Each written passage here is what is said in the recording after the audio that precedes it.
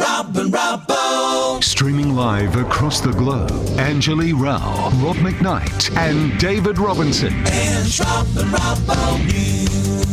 News, entertainment too. It's the Ange, Rob and Robbo. Ange, Rob and Robbo Show. Rob and Robbo Show. Welcome to the Ange, Rob and Robbo Show. Welcome to a brand new time. Once a week, it's the Ange, Rob and Robbo Show, streaming around the world at 8 p.m. on a Thursday. Robbo Robinson. I've never called you that before. No, but I like it. I'm all right with it. Yeah, I'm good. I'm good. How are you? I'm good. It's Tipsy Thursday, so cheers to you. There's just one problem. A third of our team is missing. Oh. But she did send this message. Let's have a look. Darling and Rob and Robbo fans, I know what you're saying. How could you? How could you leave us alone with those two? I'm sorry. I'm so sorry. I can't help the filming schedule for Real Housewives of Melbourne. This is just the private hell I live within now. I would be there if I could, but I feel that you're in safe hands. I think that there's going to be some and also some between all of them without me, but that doesn't mean that I won't miss you every single moment. I would love to show you what I'm actually wearing, this, which is my housewife's outfit, or what I've actually done to my hair, but I can't because that's... But I'll be back with you super soon, and I count the moments. In the meantime, have the greatest time with Rob, Robbo, Jason, and insert name here. Oh. Take it off. And I only mean that as far as show us the Real Housewives outfit. That's what I mean, Robbo. I was gonna say the budget for this season has gone way downhill. I believe Angeli's dressed there by a truck stop somewhere out between Perth and the Nullarbor, which is beautiful. Yeah. She gets in a lot of trouble if she reveals too much. But look, Ange is away and we will play with none other than Sarah Monahan. Come on in here, Sarah. Hello. Hey. How does she manage to still look good in flannel? She's beautiful. Yeah. Well, how do you manage to look good at 4 o'clock in the morning? You're in Texas and it's 4 there, isn't it? It's 4 and it's a lot of concealer. Indeed. Well, you know, you're looking good for it. Hey, we have a great lineup of guests coming your way tonight. Wait until you hear who we've got, because it all begins with Neighbours star and son of Victorian Premier Steve Bracks. Nick Bracks is with us, and let me tell you, this is going to be fabulous. True crime author Amanda Howard has some breaking news on the case of JonBenét Ramsey and the new DNA evidence which could help catch her killer. Plus, Mel and Katie from Big Brother reunite for the first time since those blindside evictions. Jason Roses will have all the entertainment news, including hilarious video of a live news report that went horribly wrong. And Bruno's here to bring us some cheer. Let's see that shot, even though Bruno's gone. Let's see the shot anyway, Amanda. We've got everyone teed up. Oh, Jason's gone too. Jason and Bruno. That worked well. Oh, well, sorry. Amanda didn't want to take the shot. There you go. Anyway. Jason's popped back in. Thank you, Jason. Too late, mate. You missed your close-up. Like, Jesus. Oh, and Bruno's still not there. It'll all be right by next week. This is the pilot. No one's watching this. One thing I will say, who was our first comment of the day? It was none other than Leo Puglisi. Here we go. Yes, absolutely, for the out of control Good on you, Leo. Of the Ange, Rob and Robbo Show. Maybe we need that extra hour to prep. Maybe. I'm not getting up at 3 a.m. every week. No. Yes, you are. All right, let's get into our hot button issues because there is a lot to get through. An Australian basketball superstar, Liz Cambage, has backflipped on her threat to sit out of the Tokyo Olympics after accusing the Australian Olympic Committee of whitewashing. The controversy started when Cambage took issue with the athletes chosen to represent Australia in promotional shoots ahead of the Games. In multiple Instagram posts, she said she would be protesting over Australia's lack of recognition for athletes of colour in its promotional material, saying it's sad, the whitewashing is sad, your black athletes lead you everywhere, Indigenous athletes are some of the best athletes we have, and y'all don't use them at all. But days later, Cambage uploaded a new video saying she would be going to the Olympics, saying she couldn't resist now that the bodysuits are back. That led to commentator Andrew Bolt demanding Cambage apologise for having a hissy fit, saying she called us racist but is happy to go to the Olympics once we offered a bodysuit that flattered her figure. Cambage has certainly had her detractors over the past week, with people like Todd Woodbridge saying she disrespected the athletes involved in the shoot and going public was not the way to do it. So Sarah, wow. Surely if she feels this much anger about the issue, she should stand her ground and not go to the Olympics, shouldn't she? Are you really going to give up your spot at the Olympics where you could then go and show that you are representing Australia and you are of colour and be one of the people that she talks about that lead the way?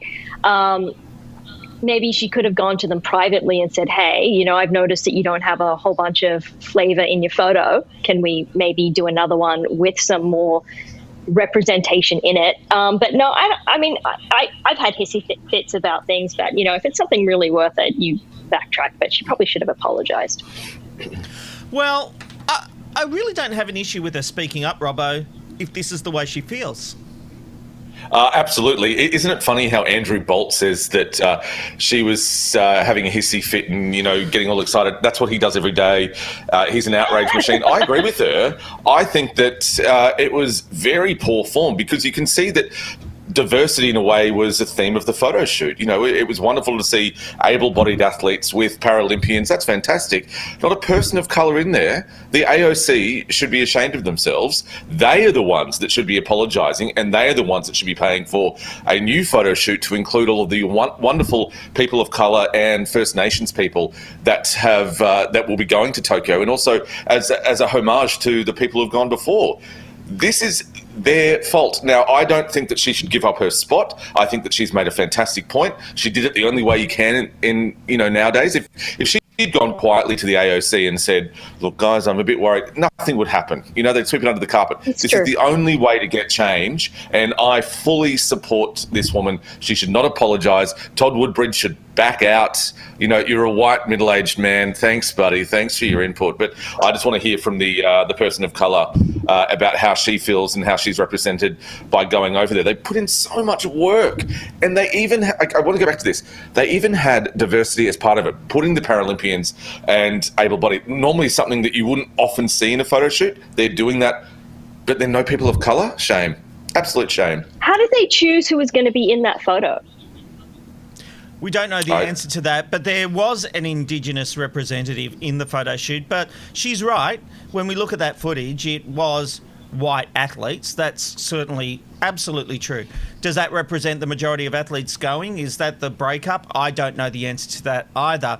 I guess I feel that we're a democracy. She has every right to stand up and say what she feels. I don't have a problem with that in the slightest. I think when you say, I'm not going to the Olympics because of whitewashing, and then you turn around and say, oh, how could I not go? This bodysuit's fabulous. I mean, what is it? You know, like, is it a political issue, or is it about looking good? I think that's the issue for me. Even if she backed down, pinning her on the bodysuit, maybe she was trying to make a joke. I'm going to give her the benefit of the doubt. I'm not completely sold here. I think she Instagrammed in a moment of rage, and then thought, oh, geez, what do I do now? But she's able to, as an athlete or as a person, she can have a political stance and say that was not on, which it wasn't on, and she can also say, well, these bodysuits look amazing on me and I feel really good about myself. You can have both. Okay. We should make point, it's really the storms have been hitting up in Brisbane and the Sunshine Coast, and they've been going full strength, and to the point where they're actually making the buildings Robbo's in front of actually swaying. The wind is swaying those buildings. Oh no! You've taken away a bit of the showbiz of it, because just before we went to air, I was having to hold the bastard because it was going like this. We should point out Robbo is actually in his backyard because he found out this afternoon that some renovations in his studio are taking place today and not tomorrow, and he got confused with the message. He was doing it by the pool, and he thought I was having a go at him where he had to put up the set. Miscommunication there, Robbo. I think next week we'll go by the pool without the flapping set. How about that? Oh, no. I've got a very special mobile studio. I can't tell you much, but that will be from next week. Very exciting. More details then. Well, that's a tease if I've ever heard one. All right, let's move on. For years, we've been hearing about the NRL and AFL's setting decency standards they expect players to abide by. But the recent Jared Hayne case exposed hypocrisy in what sporting bodies say and what sporting bodies do. Hayne has been jailed for at least 3 years and 8 months for sexually assaulting a woman in her Newcastle home. Hayne had pleaded not guilty, but the jury accepted the evidence of the then 26-year-old woman who says she did not consent to the ex-NFL convert performing oral and digital sex on her in her bedroom on NRL Grand Final night in September 2018. But during the trial, it came to light that he had been close to signing a $500,000 deal with St George Illawarra. Now, this is despite the fact a US woman had alleged she had been raped by Hayne when he was playing in the NFL for the San Francisco 49ers. Now, in an opinion piece in The Australian, Jessica Halloran says rugby league needs to bin its redemption narrative and the culture in some clubs needs an enormous shift. She believes some clubs are more interested in protecting players than standing them down when there are serious allegations against them. Robbo, the NRL has been very vocal in wanting a better standard from players. We've seen them fined and all this kind of stuff. Do you think it's all just lip service? I really do. If you've got clubs and really big clubs, because only the bigger, more successful clubs could offer a $500,000 contract, especially with salary capping and things like that. It's nice for the NRL to come out and we've got, these policies, but they seem to be turning a blind eye to the clubs who are then offering these ridiculous salaries and these ridiculous contracts to people like Jared Haynes. Jared Haynes is a grub. He's got form in this. We know that now, Robbo. But at the time, he hadn't been found guilty of anything. But he had settled out of court with that woman in America. Now, that to me, I know is not an admission of guilt, but mix that with then this next accusation, which he is now being convicted of, that to me would go, he's not worthy of getting a $500,000 contract. The thing is, look, yes, there are a lot of nice, good NRL players, but there are a lot of grubs in there, and the NRL needs to do more, and they need to make sure the clubs are doing more, because this is gross behaviour. That opinion piece in The Australian was really, really good, but they should just be weeded out. Kick them out. They are grubs. It's simple as that. Sarah, what I would say is that these football players, it's difficult in the fact that they become stars very young. It's a young man's game. Women throw themselves at them. They get this club culture. There is, I think, a sense of entitlement, and I do think the clubs protect them. If there's a scandal, the clubs try to sweep it under the rug and hope the police and the Integrity Commission of the NRL don't find out about it. I truly believe the clubs are more concerned with getting results on the field. They care more about whether they win the grand final than if someone's done the wrong thing away from the field, surely. Well, I mean, it's the same in America. I mean, basically, if you're a sports person, you could pretty much get away with anything. I mean, we were talking about it last week about mud sticks when it comes to actors. But you look at sports people like Mike Tyson, who actually served time for rape and then now is a mega celebrity again. Kobe Bryant, raped a woman allegedly, got settled out. But I mean, really, sports people, can do anything they want and they get away with it because the teams have so much money and they just make it all go away, or they hire people to do counter, work, making the person look bad. And I think that really it's up to sports teams. And thankfully in the US now, they are starting to do a thing where they're trying to lead the way. And I think that they need to do a lot more work. And yes, you want your team to win, but do you hire a rapist just because he can throw a ball?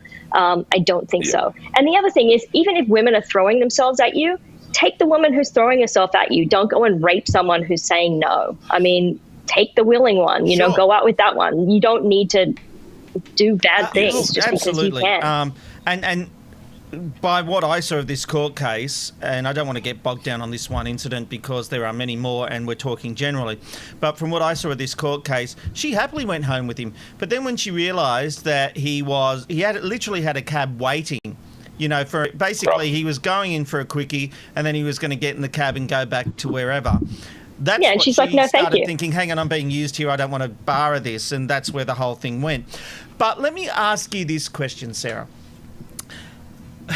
It's easy to say the clubs should come down on this. But if they come down hard and the game is less exciting because there are less talented players playing the game, will fans like that? This is a commercial enterprise. They're trying to get fans through the gates. Will fans be as keen to go if the games aren't as good? I don't care. Honestly, but you're not a sport person, but I'm not a sports person, but I am still. I enjoy some. I take it back. I like ice hockey, but if I found out that the hockey player that I liked was a rapist, I'd be like, look, I don't care how many goals they score, get them off the team, and maybe it's you have to find new talent and train them to be better players instead of just relying on the older people who think that they're gods. Yeah. Oh, look, I have a major problem with it. I hate the culture. There are some good eggs in there, but there's certainly a big problem. Let's move on, because we've all seen Question Time get heated, but check out this extraordinary footage of Upper House MP in New South Wales, Rose Jackson, taking on Mark Latham in defence of her colleague over the issue of working conditions in the Hunter Valley coal miners. Thank you, Mr. Deputy President. And I rise for one reason and one reason only, which is really just to defend the honesty and integrity of Mr. Jeff Drayton, who is unable to be here to do that himself. Not yet. Unlike the mover of this motion, Jeff Drayton has had a real job.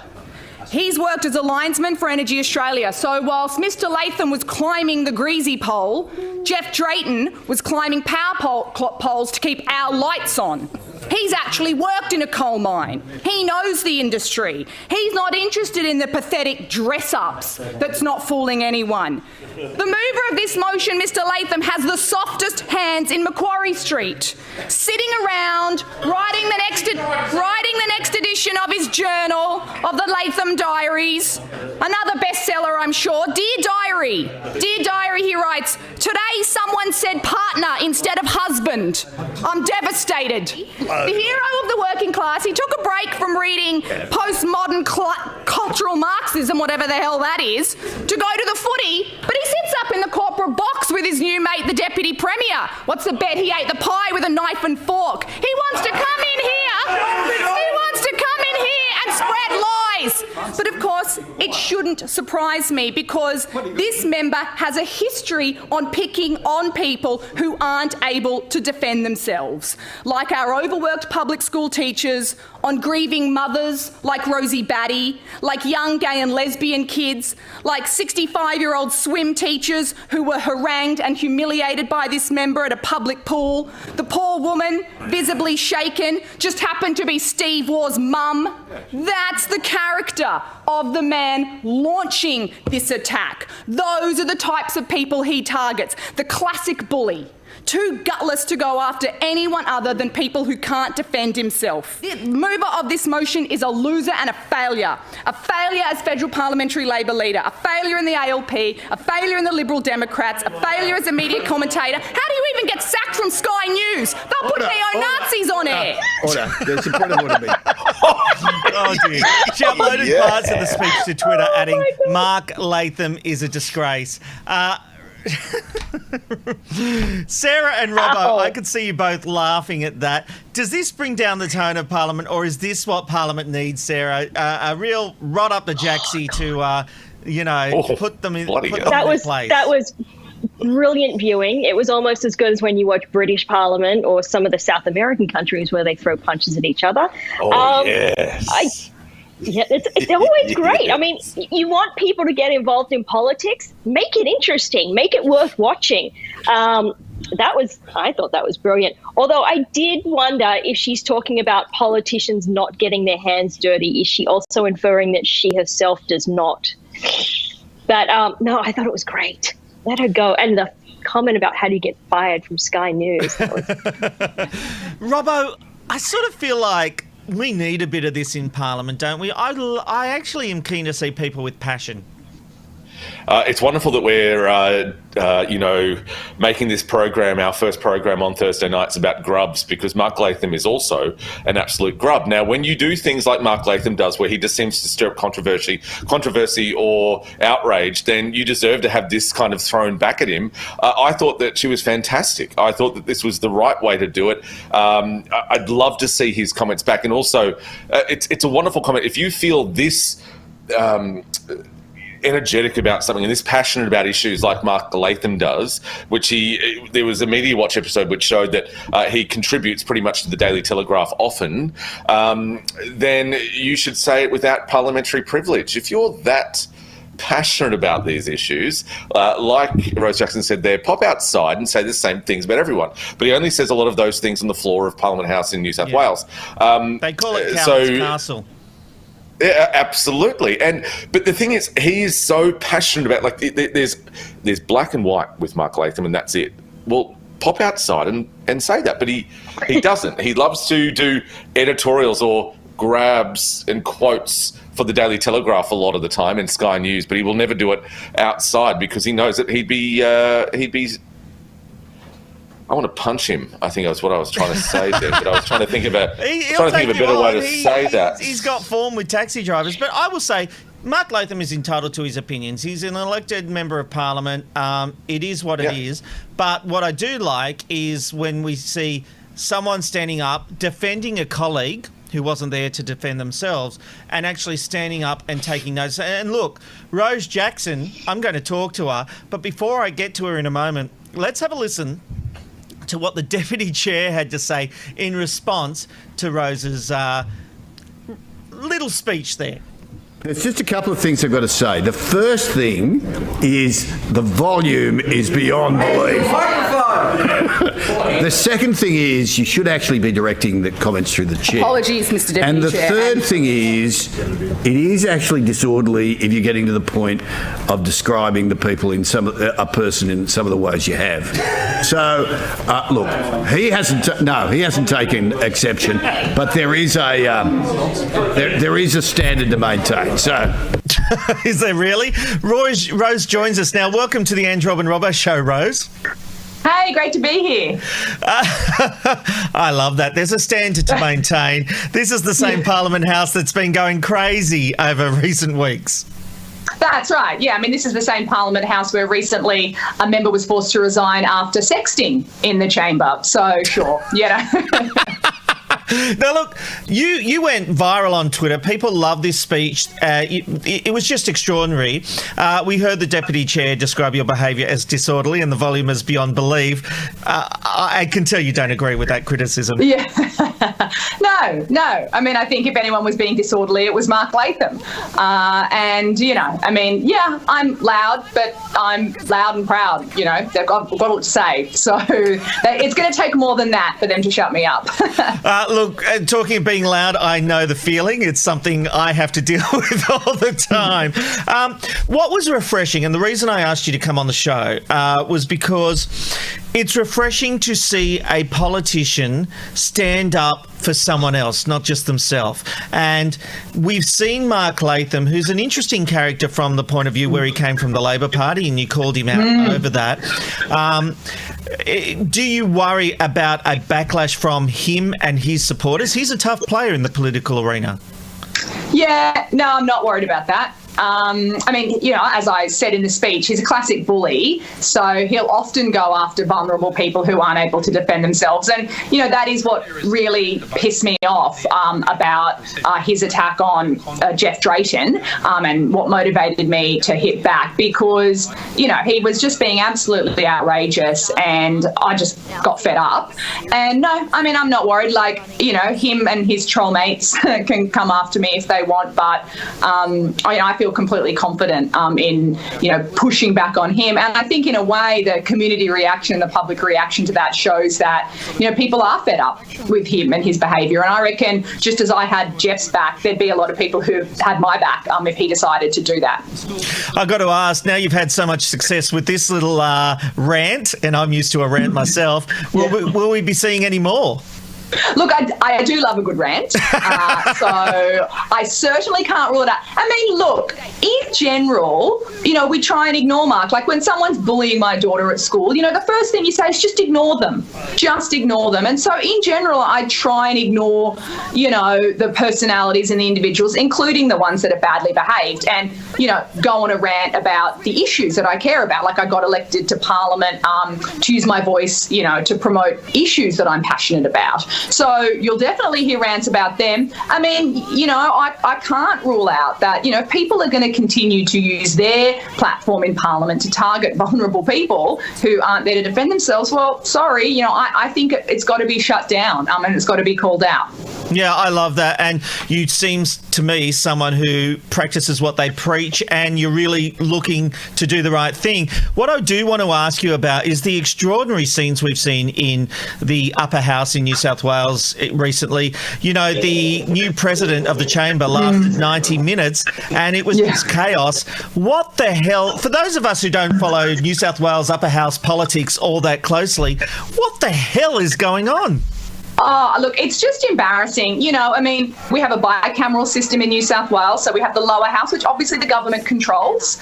You know, that's where Premier Gladys Berejiklian sits. And then we have an upper house. The government does not control the upper house. Like, it just straight up does not have the numbers there. It's got a sizable block, but it doesn't control the upper house. And it decided that despite that, it was going to pick who the president was. It just doesn't work like that. Like, if you don't have the support in that chamber, you don't control who the president of that chamber is. It should be a pretty basic concept, I would have thought. But they just kind of wouldn't accept it, and they just kept insisting and insisting and insisting that it was their choice and their right. And the majority of members kept saying, no, it doesn't work like that. And this sort of culminated, as you said, in them, you know, seizing the chair in a way, demanding that their candidate be the president, and, you know, then completely predictably the rest of the chamber moved a no confidence motion in that person because we didn't have confidence in them to do the job. We made it was a coup. It was literally a coup. I have not seen scenes like that. It was amazing. It was ridiculous. We don't get a lot of attention in the New South Wales Legislative Council, and sometimes when there's antics like that go on, I'm sort of glad that we don't. And it was just interesting that another Liberal MP was voted as president. So that's right. And because we've been making clear that we, you know, wanted to try and, you know, work with everyone. You know, this wasn't just some straight up, you know, partisan political fight. You know, we wanted to work with them. And, you know, that's why another Liberal ended up taking the chair. But all of that fuss for that outcome, God, you know, I mean, taxpayers pay our wages, and I just think they would expect better. Well, Rose, I think you are a firecracker, and I'm really intrigued to follow your career now. You're on the stage, you've been noticed. I hope you'll join us again on the Ange, Rob and Robbo show. Thanks for your time tonight. I'd love to. Thanks so much. Oh, she's good. I really like her, Robbo.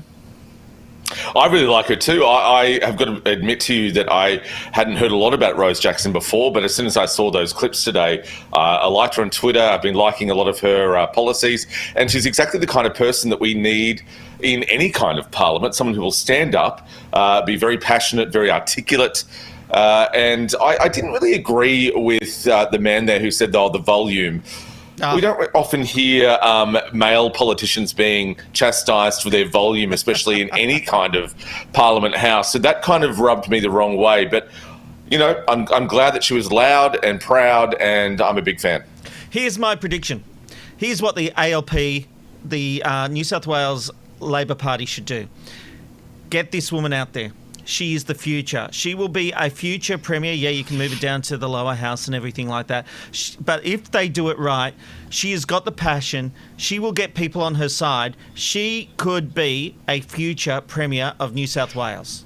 And right. Rob, granted... Yeah, sorry, Rob, to interrupt. Sorry. Granted, I'm not fully across New South Wales politics anymore because I live in Queensland, but I couldn't name who the opposition leader is. No, the New South Wales opposition leader for Labor is just... Yeah. The Labor Party at the moment is in a quandary. They're not really cutting through. This lady can. The problem is the factions might stop her from rising to the top. I hope they don't. I hope they embrace her. Otherwise, they'll keep spending more time in opposition. All right, let's move on, because a young woman has been kicked off VIP dating app Raya after she posted a private conversation between herself and Friends actor Matthew Perry. In a now deleted TikTok, she was secretly filming a video conversation between the pair.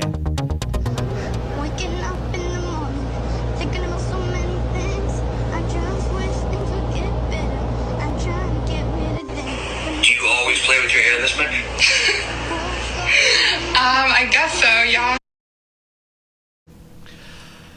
The woman was 19 at the time and claims Matthew Perry, who was 50, asked if he was as old as her dad. While Raya has declined to comment, their terms and conditions state that every member must follow their simple rules of respect, trust and privacy.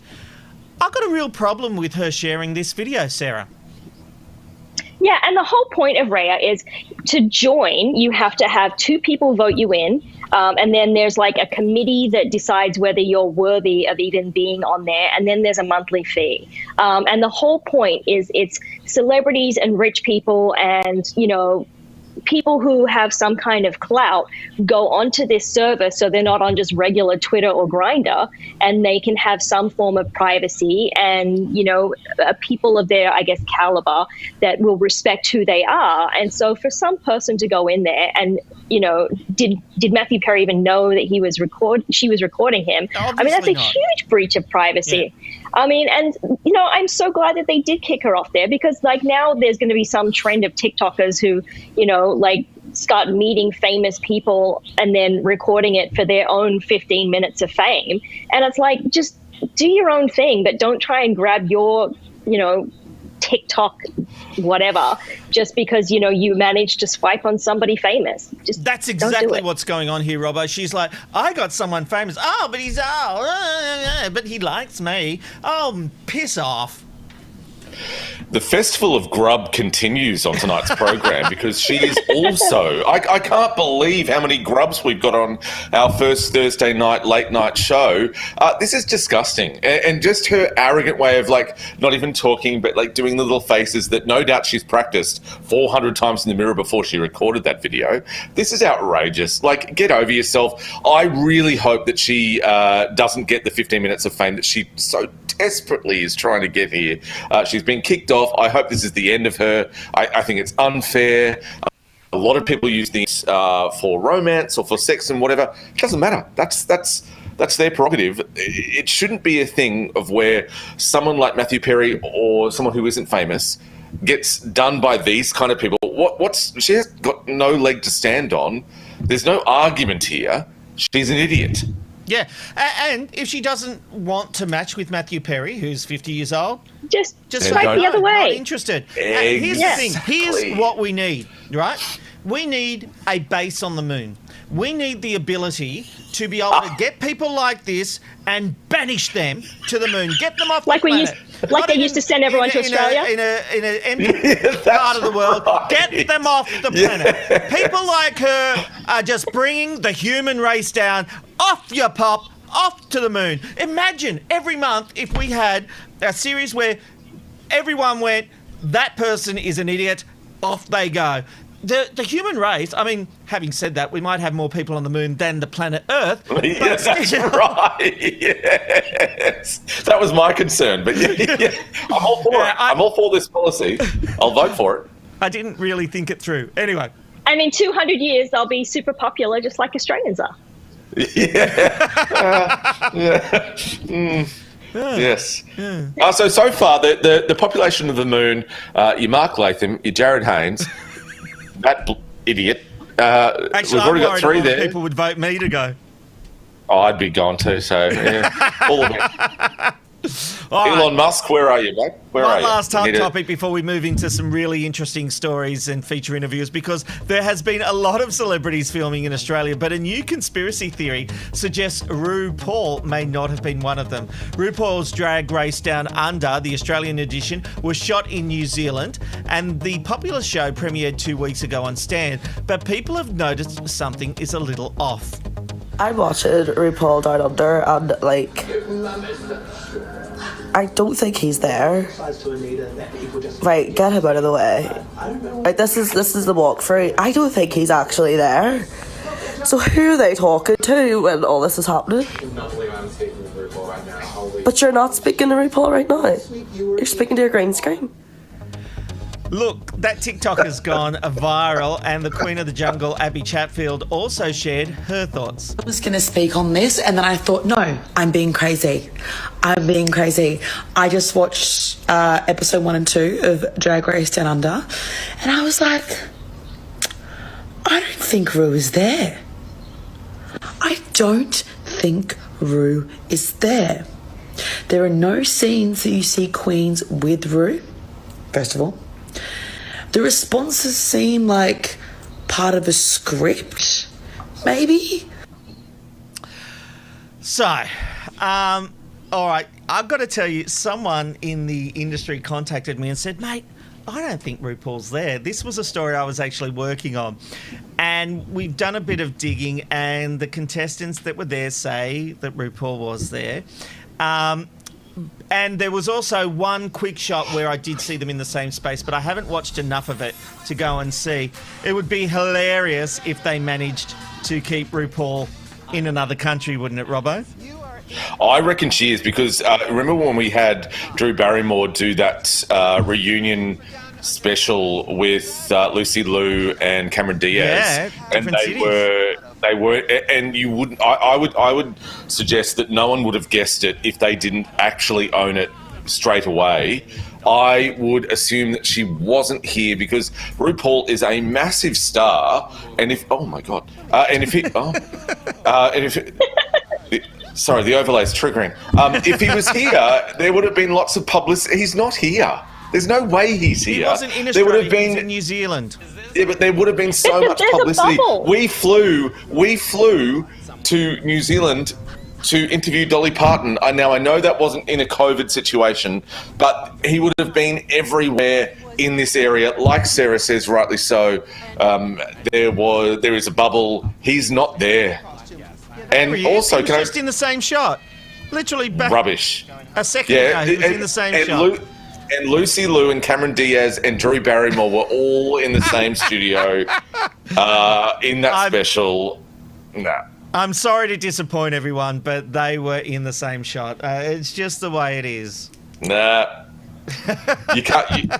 And also, can I say something that's probably controversial? To me in his very technical, nah, you bastard. Can I quickly say, I've never watched a frame of RuPaul's Drag Race, and I have no interest. I know I'm probably in the minority.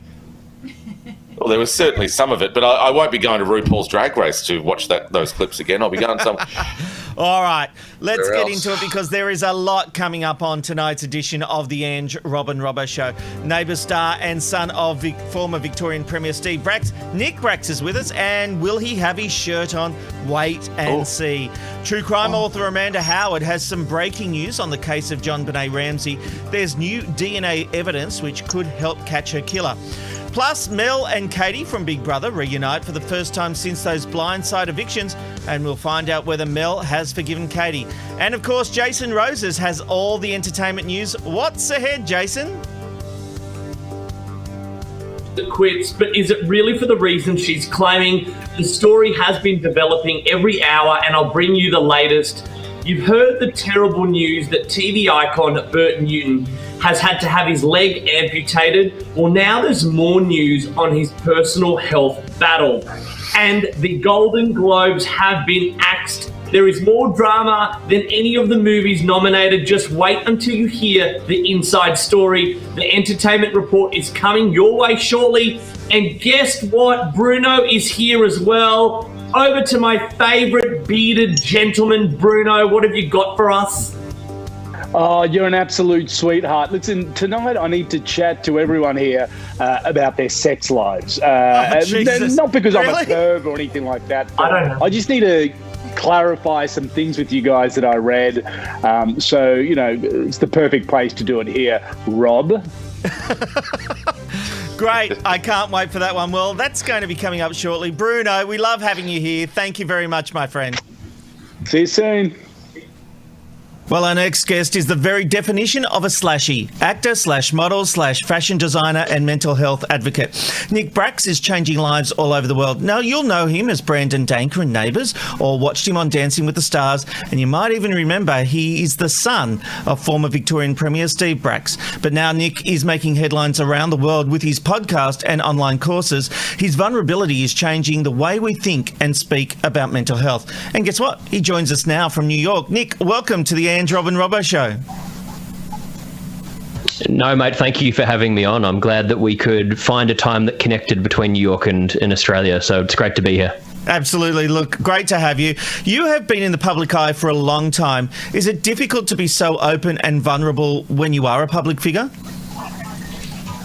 I think at the beginning it is, yeah. I mean, and we're sort of conditioned and taught not to show that vulnerability. I've been doing it for so long now that it's second nature, and that's why, you know, I try and use my platform and the Move Your Mind business that I run to encourage others to do it. But if I think back to when I first started talking about it, I was terrified, and that's why I continue to do it, you know, 10 years down the track, because I just know, you know, whether you're a public figure or not, this is stuff that we need to talk about.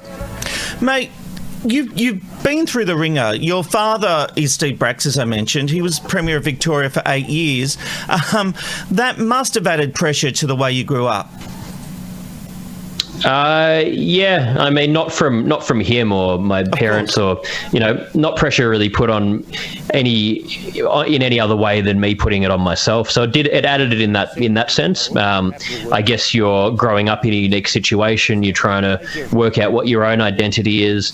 But, you know, I look at it in two ways, and I think this is how you look at life as well. That yes, there were, you know, negatives or difficulties about it, but there are also a lot of positives and a lot of opportunities that came out of it. So I think that's how we have to look at everything, and it made me who I am today, and, you know, I wouldn't change anything, but it's definitely a unique and different way to grow up.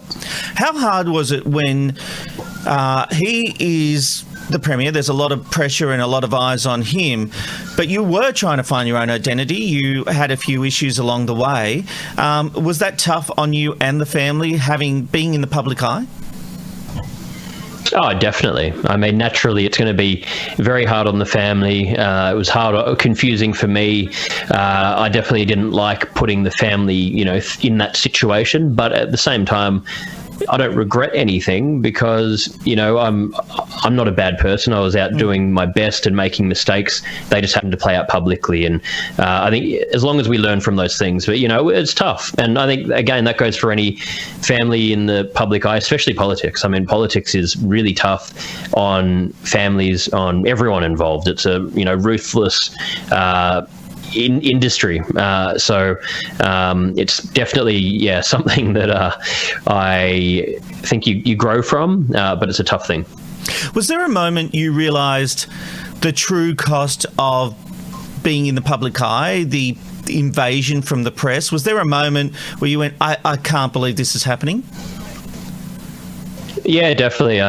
Look, I was a 19, 20-year-old kid making mistakes, suffering from, you know, mental health issues, trying to learn who I was, trying to work out life, like a huge amount of people. The difference was that played out in the public eye. So that was definitely something that was, you know, hugely difficult. But at the same time, I think that these kind of situations help to.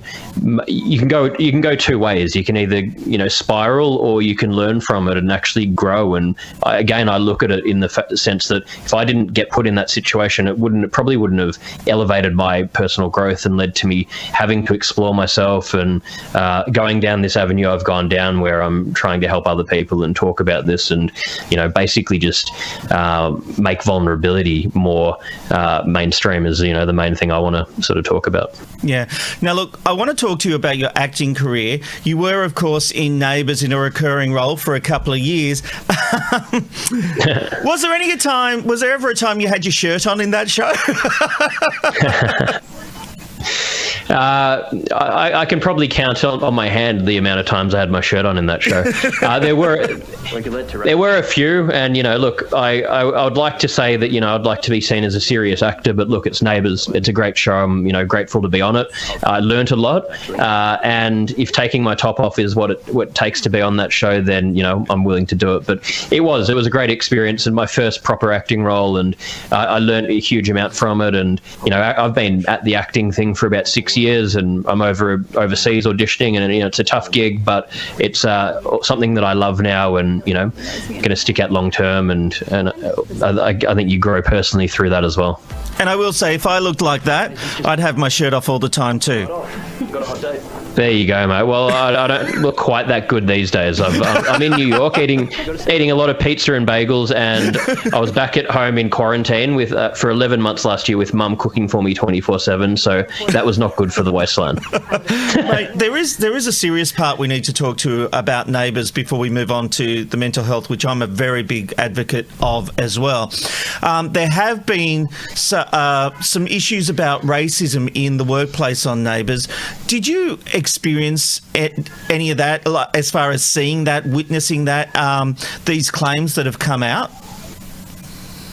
No, I didn't. I heard about that. I don't know a lot about it, actually. I heard about that when it came out a couple of weeks ago through a friend. I didn't know anything about that. From my experience on that set, everyone was great to work with. The actors on there were great. Everyone was accommodating. But, hearing that, I can't really comment too much other than obviously anything in that line needs to be investigated, and, it's wrong if that's what's happened, and, you don't want that to happen in any workplace. So I was surprised to hear about it. Yeah, okay. Now, look, talking about mental health, which we did a moment ago, you are a big mental health advocate. You've got your podcast, Move Your Mind. I think mental health is still one of the biggest issues we're not talking about.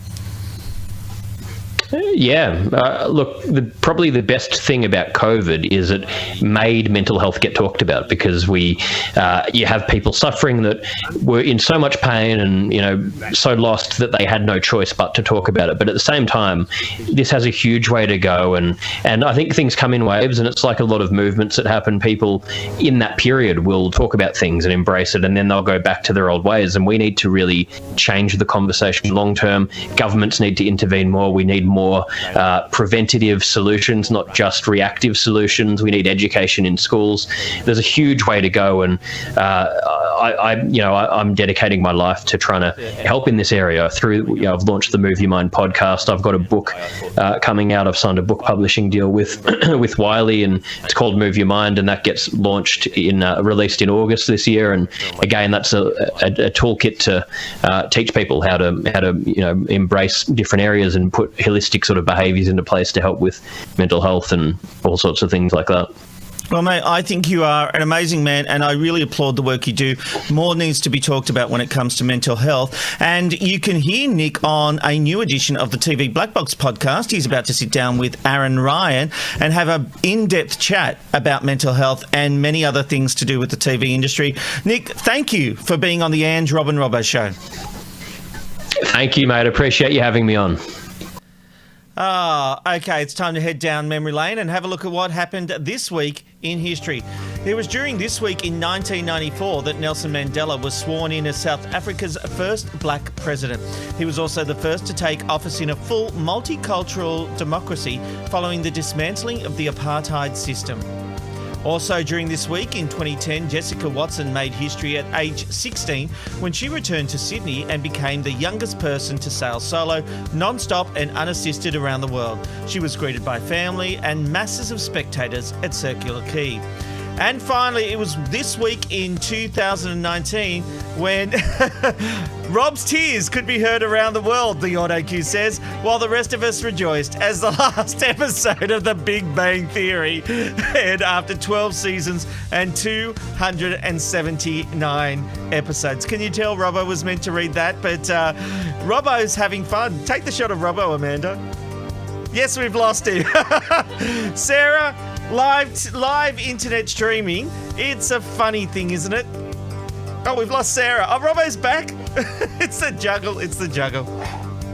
Hello there. Sorry about that. We just lost a bit of the internet there. Mummy was trying to iron my shirts for tomorrow, and she accidentally pulled out the internet. Are you serious? No. She wasn't really ironing my shirt. No, she wasn't ironing my shirt, but she was ironing a shirt for my sister. It out. Yeah. Yep. The renovations have also cut down our PowerPoints here. It is that kind of... It's like we're living in a shanty town at the moment, but she accidentally pulled it out. So, yeah. Do you want to get on to this week in history? Have you already done it? Oh, no, we haven't. Off you go. No, we've done it.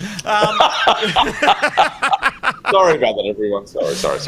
She was very sad. She said to say sorry to everyone. She was lovely about it. I feel like this is our first episode ever again. Everyone's like, you've had a week to prepare. We've got other stuff going on. Anyway.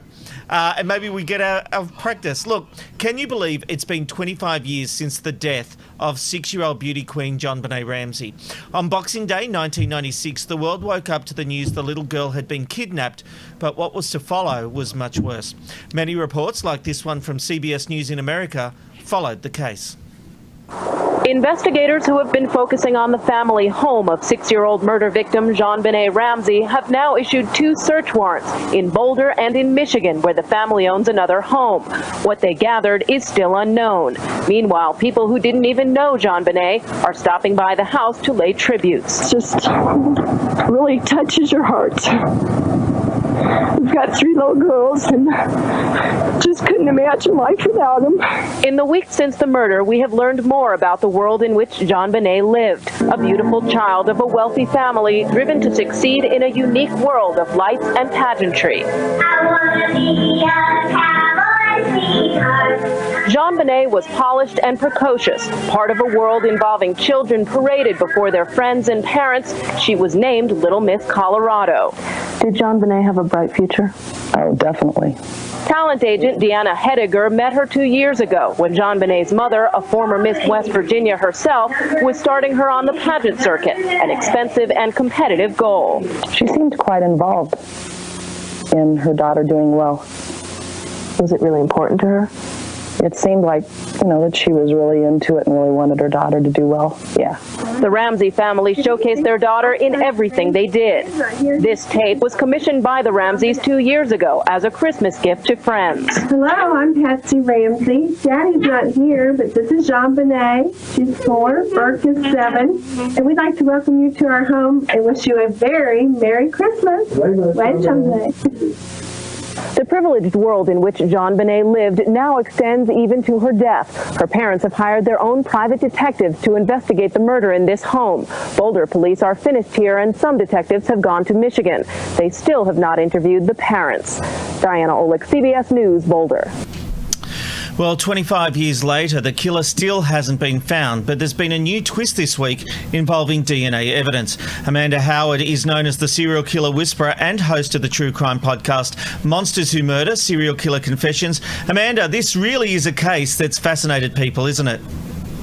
It has, and this seems to happen a lot with unsolved cases because there is so many questions more than the answers that we have. So to have developments like we've had this week has been amazing to see that there becomes like a hive of activity when usually these sort of cases sit on Reddit posts and things like that. But now a lot more people are involved because there seems to be a final breakthrough in the case. I mean, it's not the first time that we've seen a breakthrough, but it is a big one that's actually coming. So what is the new development that's happened this week? Well, they've actually done some DNA testing, and they've been able to actually get a match to someone who, as far as I'm aware, wasn't actually a person of interest, but someone who has DNA in the system, whether it's from 23andMe or any of the ancestry sites. But they've been able to link that person to a neighbour of the Ramseys. So because there is that close proximity, it often means that they might be actually getting closer to an answer. So it's thrilling that DNA once again looks like it may solve a case. And Amanda, DNA has played a vital role in solving some pretty big cases like the Golden State Killer, hasn't it? It has, and it's because they're able to go back multiple generations to actually find a trend in a family line that then they are able to build down until they actually get to the killer themselves. And even with cases like BTK and the Golden State Killer, they actually get DNA from family members first before they actually sort of go in for that final person. And with Golden State Killer Joseph D'Angelo, they actually got his DNA off a discarded coffee cup. So, I mean, the way that they sort of go around this and finally get their man is quite amazing. And I'm a little bit excited about the JonBenét case, I must admit. Of course you are. Now, look, a lot of people have been accused of killing JonBenét, including her brother. Does it seem like this new evidence could clear those suspects? Well, I mean, if they have a chief suspect, obviously it will clear the others. But there are so many different scenarios and quite valid points that have come up with the theory, such as Burke did it. It was an inside job. It was a local pedophile. It was, a neighbour. There's all these different reasons. Even John Ramsey came forward and said that he believes it's happened because he had just sold his company. He was worth millions and millions of dollars, and that she was just a pawn in someone's jealousy against him. So there's all these different suspects. There's all different people involved in the case. So the DNA, though we pin a lot of hope on DNA, we have to remember that there is still these other scenarios that actually might be more viable, or that this just could be that red herring that just sort of inspires the case. But sometimes one piece of evidence will actually lead to a secondary piece of evidence which might just bring it all back together where it needs to be. And before you go, I've seen that you've got a video podcast now. What's that all about?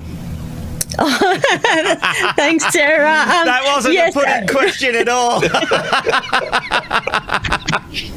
Yeah, we do. So Robin and I, as co-hosts on Monsters Who Murder, we not only do our recorded voice podcast, we actually also do our video podcast now, which is really helpful when we do things like go through the body language of police interviews and things like that. We've just recently recorded the Mick Philpott case in England, and to be able to see that body language that sort of gives you all of those red flags I talk about on the podcast, it just adds that extra layer of understanding. And it's actually our anniversary today. We've been doing the podcast for 3 years as of today. So happy anniversary. Isn't it nice that I was able to get a plug in, Robbo? I know you're surprised that I was able to do that. I loved it. And the whole title there. Also, that blood background is disconcerting, but I like it. I love Actually, it. I have changed the background on this thing every week because I still haven't been happy. We just recorded another episode and I've changed the background again. But it really is a good podcast to watch visually, and it stands differently to other true crime podcasts. And look, if you want to watch that video podcast I make with Amanda, you can simply go to mwm.uscreen.io. That's mwm.uscreen.io. Or you can listen to the podcast in the usual podcast feeds by searching Monsters Who Murder Serial Killer Confessions. That's just for you, Robbo. Yeah. Amanda, thank you so much for joining us tonight. Thank you, guys. It's the random life shot of the day. Where are you going today? You'll never know where you'll end up with the random life shot of the day. And today we're taking you to Viva Las Vegas. This lovely view is from the Treasure Island Hotel and Casino. While you may know it for its gambling and elopements, the name Las Vegas actually means the Meadows. And if you're a Ron Burgundy fan, you might remember what he believes that San Diego stands for, and that is whale vagina. They had a nice hot day today, as always. Sunny with a top of 35 and a bottom of 21. Let's get to some feedback now here on the And Rob and Robbo show. MVP Madsen says, Mark Latham says a lot on Twitter. I like him. Oh, okay. Jamie, hello there, Jamie. New start time. Oh my God, I am awake. Too bad that we're makes not. one of us. Yeah. Justine says, I love having Sarah on. Sarah is absolutely beautiful. We have lost Sarah a little bit, but we're trying to get her back. Big Brother Oz says, Sarah, what happened to the blue hair? I love the blue hair too, actually, which was very, very pretty there. We'll ask her soon. Mary Matthews, hello there. Anyone else getting vertigo with Robbo's background? No, I think you've just gone for a tipsy Thursday too much, Mary. The background doesn't move at all. I think it might be you. Big Brother Oz says, happy birthday, Robbo, for the other day. Oh, thank you. That's very lovely of you. It was a lovely day. Thank you very much. And that is all for feedback here tonight on the And Rob and Robbo show. If you'd like to leave your feedback, you can find us on Facebook, YouTube and Twitter at the ARR show. We are also on Instagram, Twitch and TikTok at And Rob Robbo. Back to you, Rob. Well, they were on opposing sides of a divided house, but ultimately both met their downfall this week and were evicted from the Big Brother house, and we are all the worse for it. But we are bringing them back together. Katie and Mel, welcome to the And Rob and Robbo show. G'day, Rob. G'day, Katie. Thanks for having us. Good to see you again, Mel. Is it? Well, let's get to that. Well, I've got a lot to talk to you guys about. Let's start with you, Mel. You and Katie were absolute challenge beasts. You're both obviously very physically strong. But what struck me was your mental strength. How important is the psychology, endurance of doing these challenges? Oh, I think overall it was everything, because clearly Katie, she's physically way fitter than me, way stronger, fitter. I didn't even go to the gym before going in that house, so it must all just be mental, I reckon. Now, Katie, you and Jess had a very close relationship. Did that help with your psychology that we were talking about, having someone you could just trust 100%? Because you got very close to Jess. Absolutely. She was my number one in the house, and that definitely helped me. I felt safe. I felt protected. I felt that she was there for me emotionally, and that is a massive benefit to the house for sure, and my time in the house. We're only 1 year apart. We're both athletes. I think we do have similar views and similar values, and I don't know, we just had fun together in the house, and we had a very fiercely loyal relationship, and would love to put rumours to bed. It was a friendship, because there's a lot of people coming and asking me so many questions. But really? I actually hadn't thought about that. I just thought it was a lovely friendship, but people are saying it was a romance, are they? People are saying it's a romance, yeah. Well, Jess is gay. She's got a beautiful girlfriend. Obviously wanted to clear that up because she has a beautiful girlfriend in the outside world.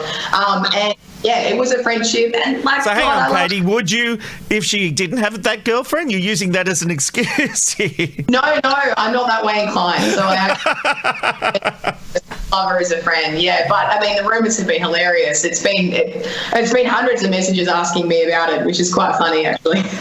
Look, going back to the gameplay, you guys were definitely a house divided, and there was a very clear split down the middle. Have a look at this moment from episode 3. Do it for Nana. Stay strong, girl. Come on, girl. Hold it, hold it, hold it.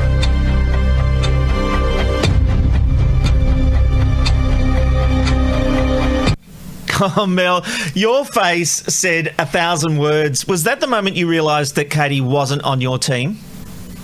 Yeah, it was really evident in challenges because Katie's very loud at rallying, and I don't think she ever once said "Go Mel," unless maybe it was just her and I near the end, and she thought maybe I better start cheering for her so she doesn't vote for me. But no, it was a fun rivalry though. It really was, and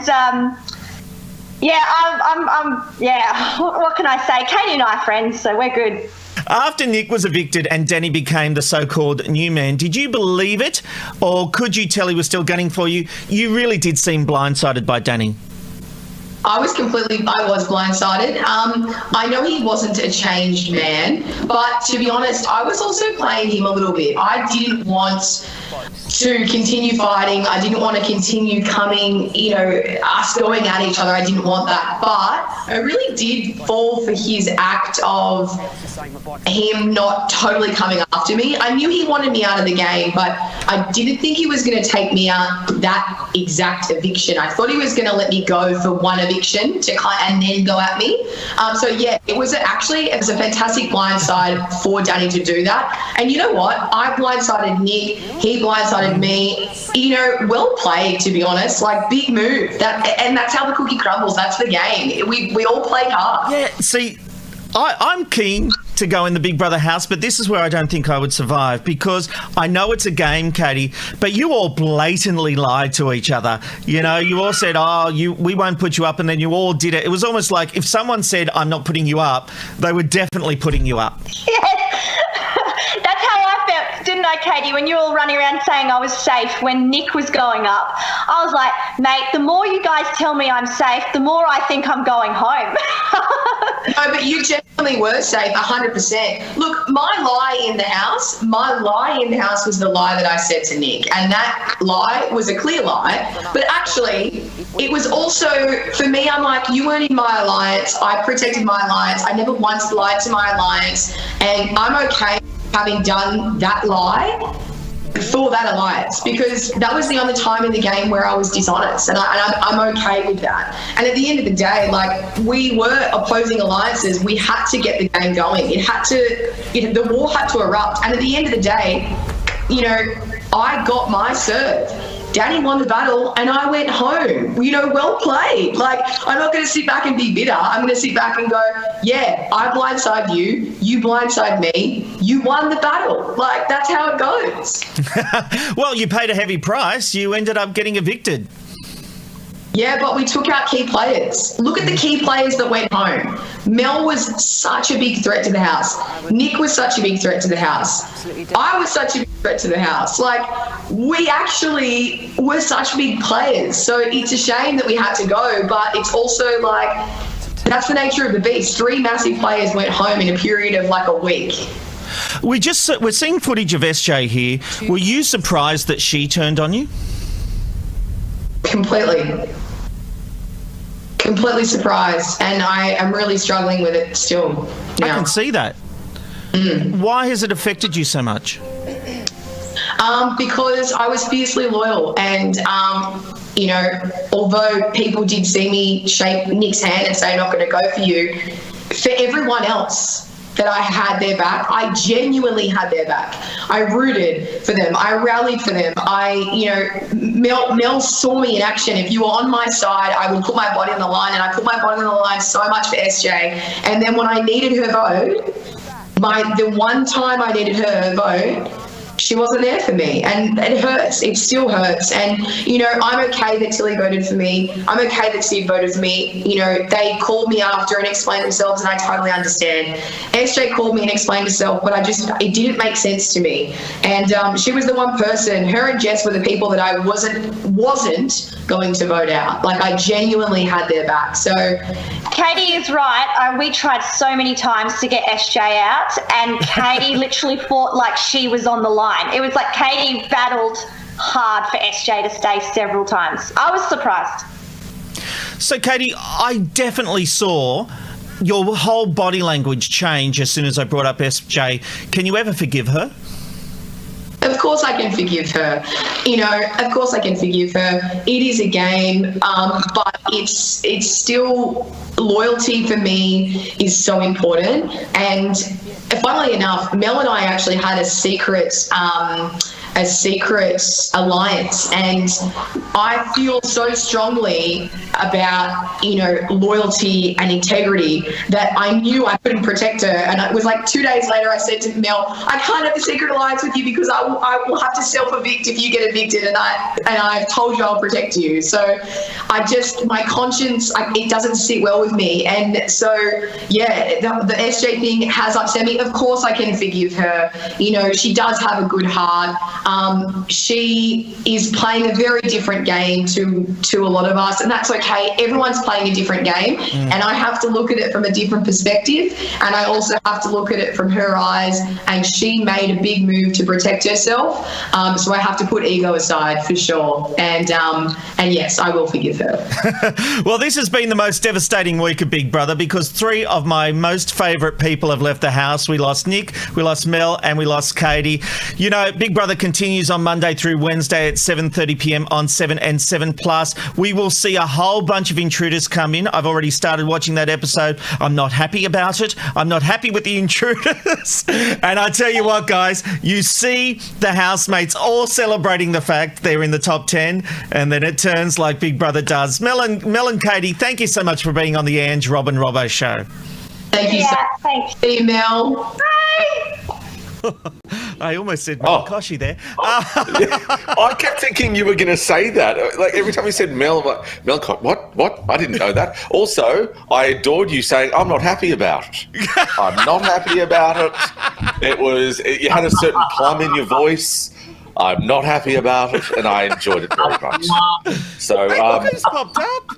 Jason Roses, the one and only. Oh, he's turned up. Oh, hello now that you're there. here, Jason, maybe we should get a hit of entertainment. And there is, really, this is the story of the day. Huge news out of Hollywood about Ellen. It's massive news after the 19th season of The Ellen Show, which will begin at the end of this year.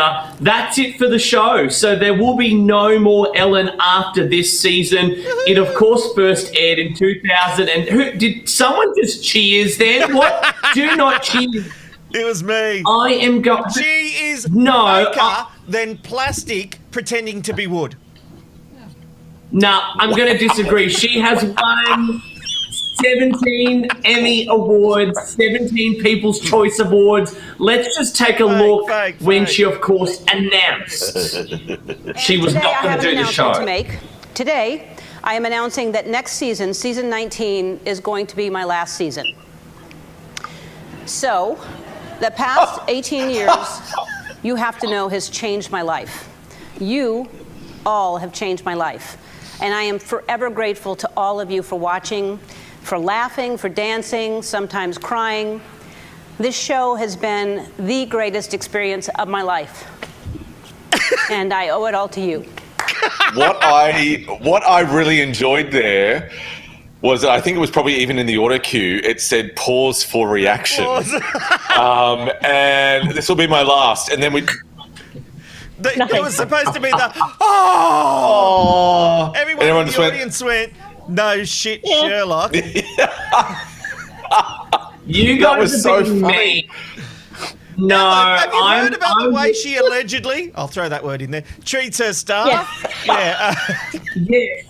If allegedly that is true, it's awful. But in terms of the show that she would create, you know, her humor, like what she would, like, I found her very, very entertaining.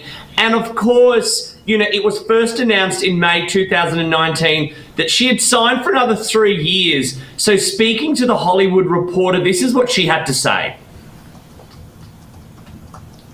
I was going to stop after season 16. That was going to be my last season. And they wanted to sign for 4 more years. And I said I'd sign for maybe 1.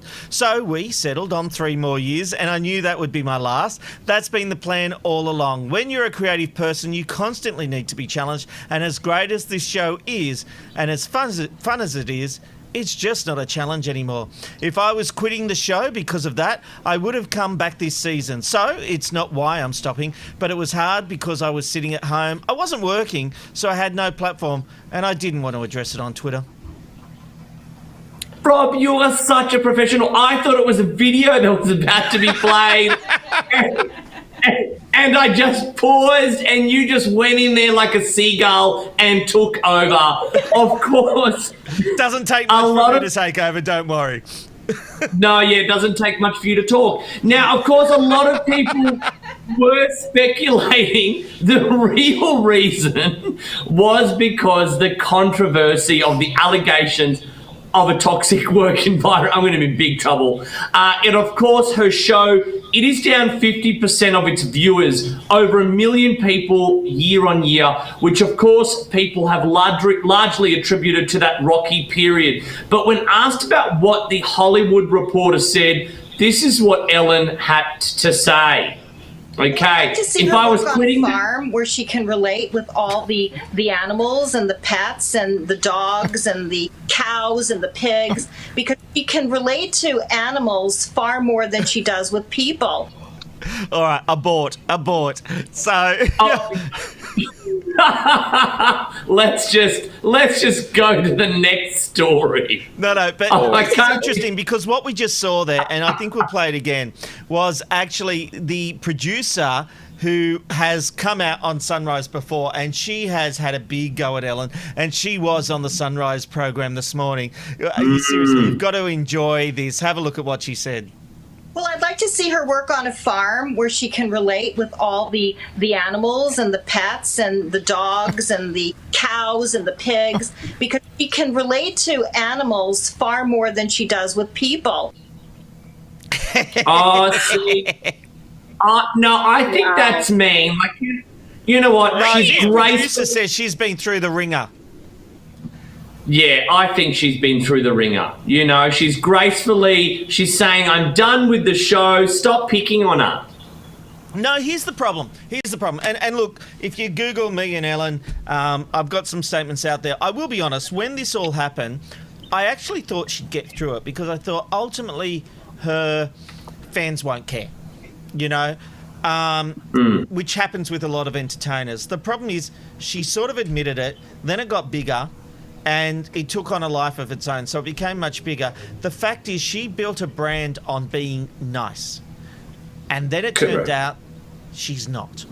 And that she's not a nice. You know, if someone came and said to you, "Oh, Rob's a bit of an arsehole," everyone would go, "Yeah, probably." You know, that's not against my brand. I go on rants, I have my opinions and all that kind of stuff. Ellen was non-political, very nice, you know, like, and I loved the show for a time.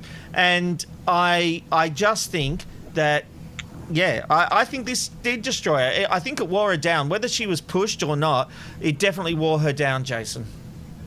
Oh, there's no doubt about it. My question is, who's going to take over being, you know, the daytime queen? Is it going to be Kelly Clarkson? Because she's got a great TV show there in America. Yeah, it'll be Kelly Clarkson. She's the new Oprah. She gets big and thin, and people take that journey with her all the time. She's basically the white Oprah. I love it. Are you allowed to comment on a woman's weight like that? Sorry? Are you allowed to comment on a woman's Clarkson, weight? I'm a huge fan, and I'm a little fan when she gets smaller. But she has she has the weight fluctuation like Oprah, and I was just making that joke that Oprah went on that journey. Maybe I've gone. Alrighty, I'm gonna save you there, Robert McKnight. Yeah, we're gonna do that now. In a massively heartbreaking story that Peter Ford broke earlier this week, Bert Newton has been through quite the ringer, hasn't he, Jason? Yeah, it's a very sad story. The legend Bert Newton, he's had to have his leg amputated after an infection spread from his toe. Now, entertainment reporter Peter Ford broke the story. Here is what he had to say on 3AW. Got a telephone call last night from Patty Newton, which is always a lovely thrill when her name comes up on my phone, and she seemed reasonably bright and chirpy, but she was delivering what is essentially bad news, but very determined that I not report it as bad news, so I will do my best. So, long story short, what happened is on Saturday afternoon, Bert Newton had a leg amputated. Now, he has been in hospital for the past 6 weeks, and it started off just before Christmas time, so what's that, 4 months ago or thereabouts, a toe infection, and it didn't seem particularly dramatic at the time, and subsequently a whole series of doctors and specialists and vascular surgeons have all been and investigated, and the long and the short of it was Bert was given the ultimatum: you only have a couple of months to live, but if you have this operation and we amputate your leg, you could have many years ahead. So that was the choice, and Bert clearly chose to stick around. Very scary stuff. But in good news, Patty shared this photo on Instagram yesterday with the caption, "Thank you everyone for your prayers and beautiful words. I think Albie has stolen Bert's hairpiece." So clearly they're in good spirits and still with a sense of humour. Look how beautiful that photo is. At least he's on his way to recovery. Yeah. Exactly. Isn't it wonderful how the moonface gene is very strong still? Yeah. So hopefully Archie there has a wonderful career in showbiz. Yes. And speaking of globes, I hear the Golden Globes are having a bit of trouble right now. Yeah, it began back in February, just before this year's ceremony. The LA Times released an article exposing that the Hollywood Foreign Press Association didn't have a black member out of its 87. And of course, a social media campaign began. It was supported by high-profile celebrities that included Mark Ruffalo and Shonda Rhimes. We also saw a huge decline in the audience numbers, with only 6.9 million viewers compared to 18.32 million last year. And now NBC, they of course have aired the Golden Globes for 26 years, and they came out with a statement saying, "We continue to believe that the Hollywood Foreign Press Association is committed to meaningful reform. However, change of this magnitude takes time and work, and we feel strongly that the HFPA needs time to do it right. As such, NBC will not air the 2022 Golden Globes, assuming the organisation's execs on its plan. We are, of course, hoping we'll be in a position to air the show in January 2023.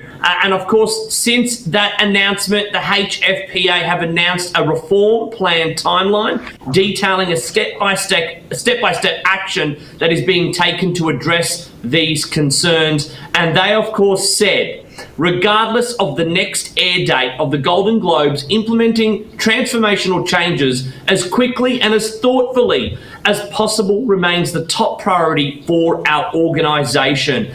Not only has NBC severed ties, but both Netflix and Amazon Prime Video have said they will not work with the organisation until more meaningful changes are made.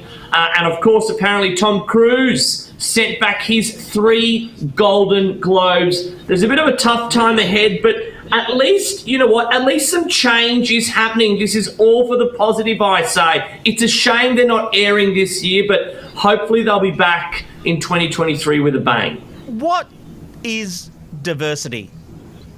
I'm asking a loaded question here, because does it mean African American people? Because the Hollywood Foreign Press Association is made up of many nations. Look, there's a lot of problems with that organisation. We all know it. It's basically it's a farce of an organisation. But the diversity question does surprise me, considering that it's made up of people of all different nationalities. It is diverse. It's just not African American diverse. But Americans don't consider you to be, like, they'll have diversity scholarships at college. And there was an incident where I think it was Michigan or Minnesota. There was 3 kids from South Africa who got a scholarship as an African American because they were South African passports and they also had American passports. So they were South African. And they took the scholarship away when they found out that they were white, because they're not actually looking for cultural diversity or for any kind of anything other than visual diversity. Yeah. Because you could be a black person raised in a white house and it's fine, you're still African American. But if you're a white person raised in a black house, then you're culturally appropriating. And so even though it's a foreign press and it's made up of people from the entire world, America's having a moment, and it's due, and it should be having a moment, because black people have been treated as lesser citizens for a long time. Yeah. But at the same time, they only make up 14% of the population.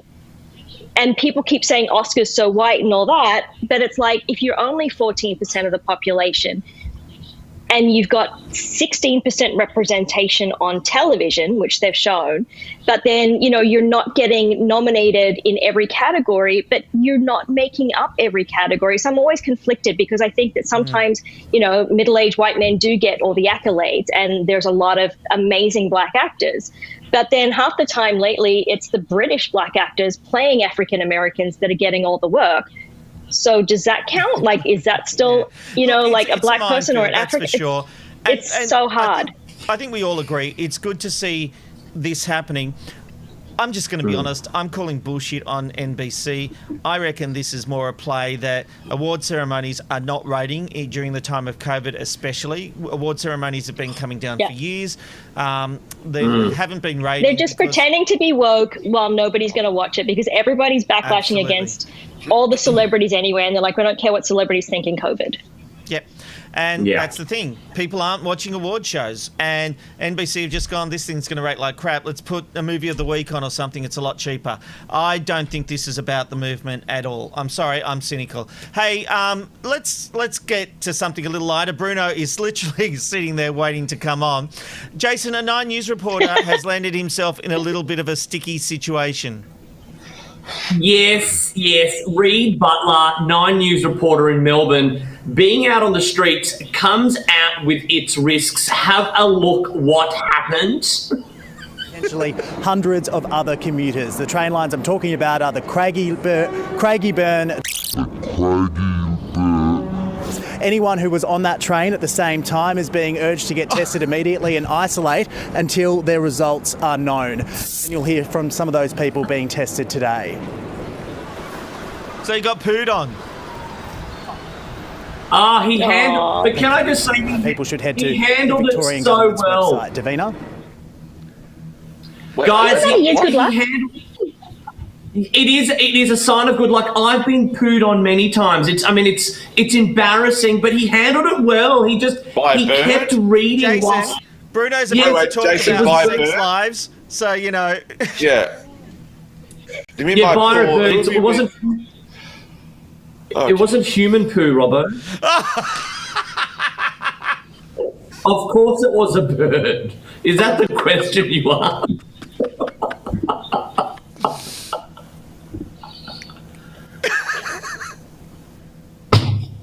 So, just to explain, because you couldn't see it on the vision, basically the guy got pooed on by a pigeon. And Abby, I'm going to apologise to you because I always have a go at the TikTok videos and things that you pick. I'm taking responsibility for that one. I picked it. I asked you to put it in the rundown. It was a big mistake. Why is that? Because you couldn't see what had happened? Yeah. Yeah, that old chestnut. Yeah. Yeah, no, you need to see it, I guess, All right, Jason, we will see you next week along with Joe Casamento. Bye, and for those asking, Joe isn't here this week because of she had a personal thing happening and going on, one of that couldn't make this week, but she will be back next week, so fear not. You get a double dose. You get film with Joe and entertainment with Jason. All right, Jason, thank you very much.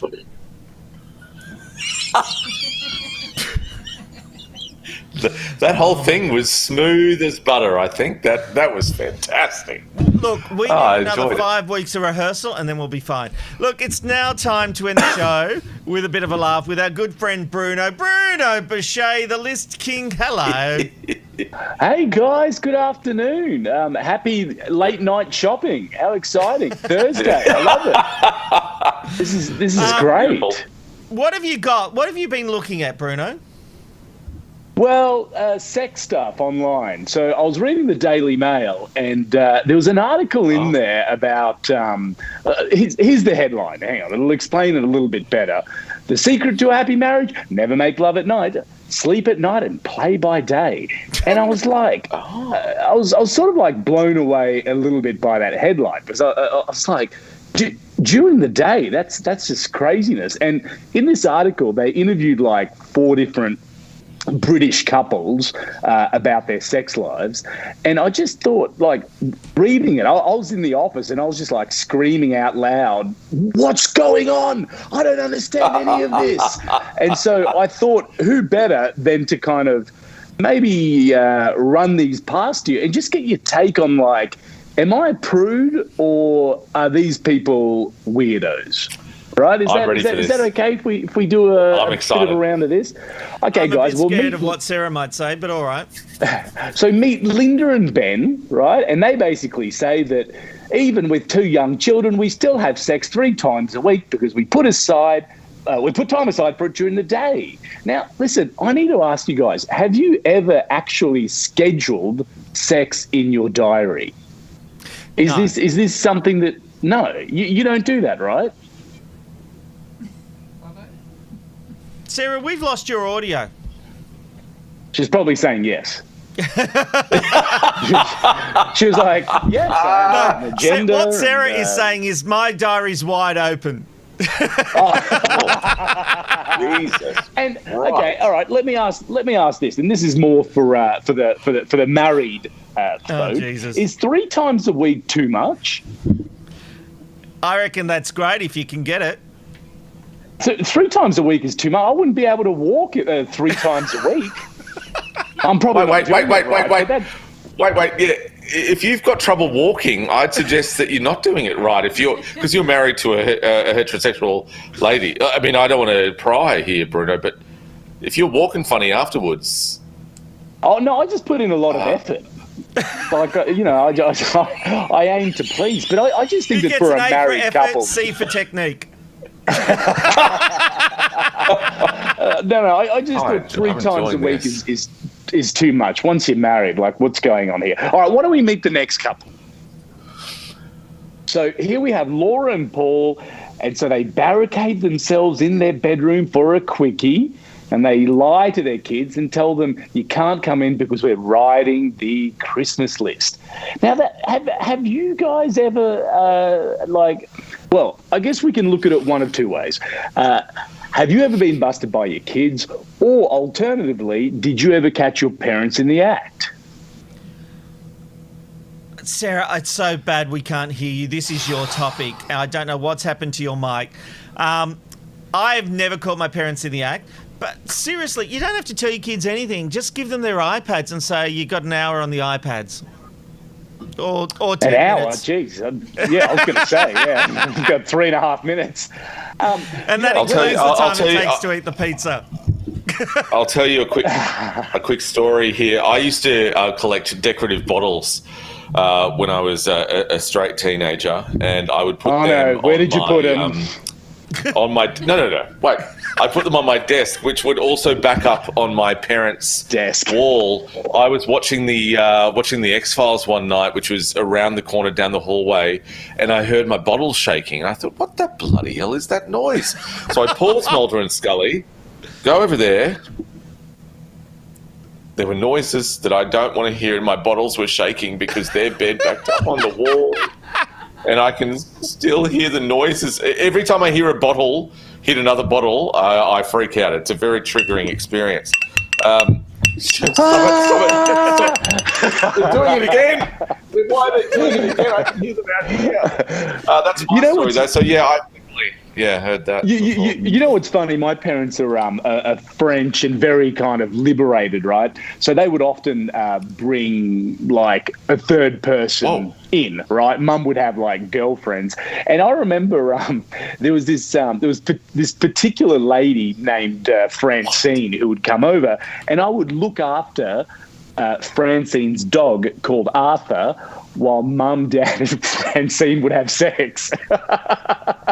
Wait, is this true? Is that a true story? That story? Whoa, yeah. And I was so devastated when I heard that Arthur got hit by a garbage truck and died. I was like, Arthur, cute dog.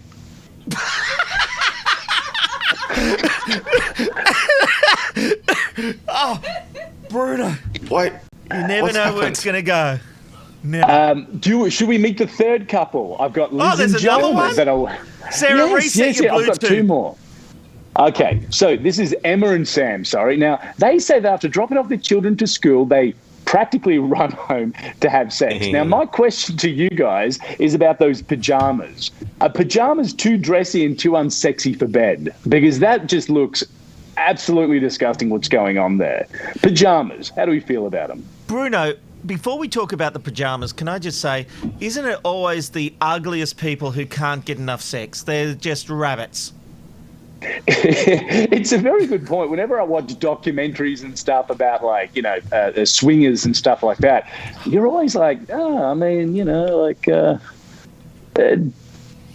wouldn't kill for a good-looking person to be involved. I'm just trying to be nice. Absolutely. Oh, God, I wish we could talk to you, Sarah. It's killing me that we've got no audio from you. No. Is there another one, Bruno, or is that it? Yeah. Can I just introduce you to the very last couple? Once again, a great-looking couple. We've got Liz and John, and they say that they talk to their friend. Hang on, we just Amanda's going to go looking for Liz and John. Oh, we don't have Liz and John. She's excited about this conversation. You'll have to tell us about it. Oh, no. No, that's all right. So, hang on. I can show you on my little sheet so you can see what Liz and John look like. Liz and John. Okay. Oh. Hey, guys. It's Liz and John. And you see, Liz and John, they talk openly to their friends about sex, and most are surprised when we tell them about our passion for afternoon delights. Now, can I just say, with your friends, do you guys actually discuss your sex life with them? Because I would find that really creepy. You do? Yep, 100%. I love talking about sex. That's only because you don't get it. any. Yeah. Oh, right. Beat you to it. No, because I always just pretend that it's like that it's never happened. You know, like if it pops up, I'm always like, I've heard of it. You're a bit impressed, actually, Bruno. For someone whose mum was having threesomes and the like, you are a bit. You don't like talking about it as about yourself.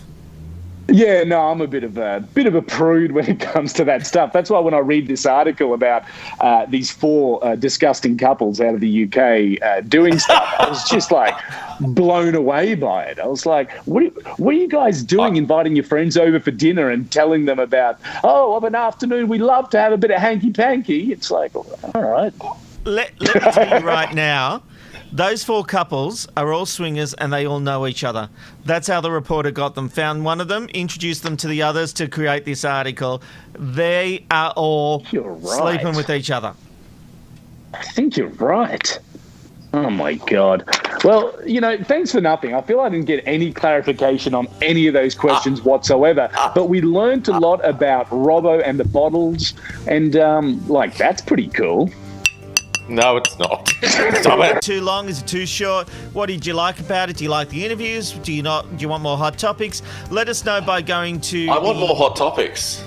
You want more hot topics? Yeah. Yep. 100%. Let us know by going to facebook.com/the ARR show and leave your comments. We really do want to shape this show for you. You are the viewers and we want to know what you think. Sarah, thank you for being with us. Even if you can't speak to us at the moment, you did great. We love having you on. So if Ange isn't here next week, you'll have to get up at 3 o'clock in the morning again. All right, that brings us to the end of the show. We'll see you next week on the Ange, Robin Robbo Show at Thursday, 8 p.m. Bye-bye for now. See Ange, Robin Robbo, Ange, Robin Robbo Show, Robin Robbo Show.